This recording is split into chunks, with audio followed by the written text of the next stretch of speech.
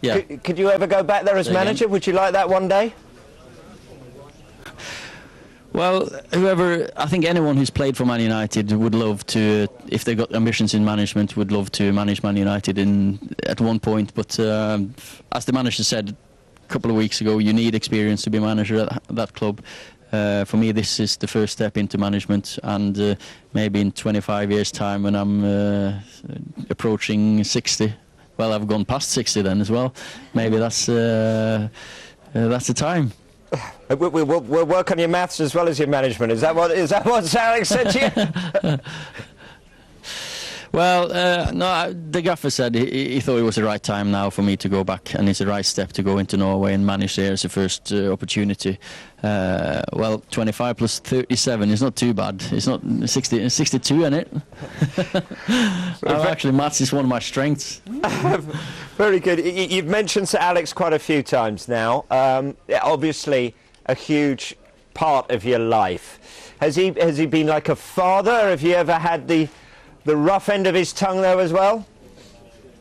I've had the hairdryer a couple of times, not many, but we've had a great relationship, trustworthy relationship. I think he's trusted me to do. He knew I was always going to give 100%.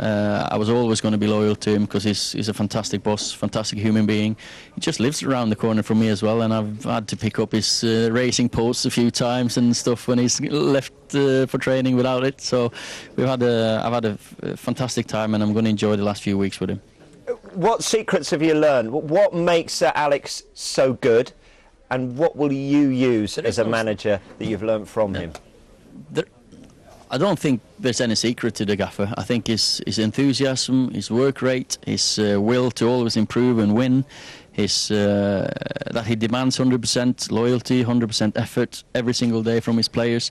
That's part of the management that I'm going to bring with me. Of course, he's managed 25 internationals every year for 26 years now.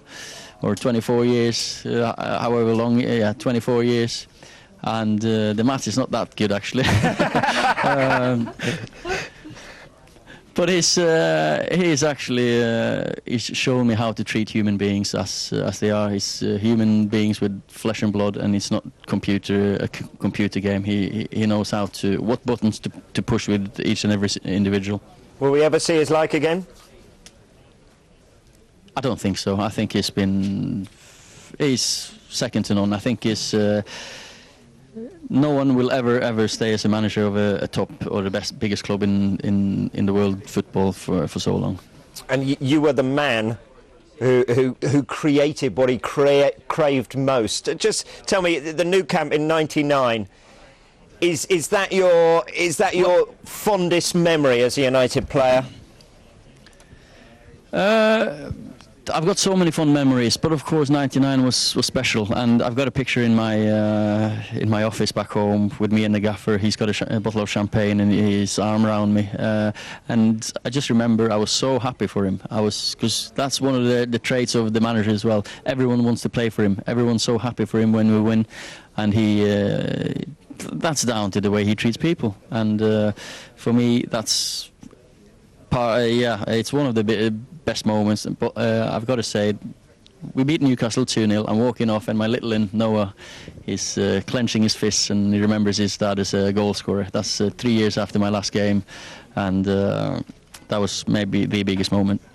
And it's man management that you've touched on quite a few times here was obviously particularly needed with you, because you're such a wonderfully gifted footballer, yet so often he asked you to sit on the bench. How did he get round that with you? What did he say, and what did he do to inspire you to go through that? Well, I think first of all it's in my nature as well to never question the boss. And there's only once that I've knocked on his door or said I'm not happy with this.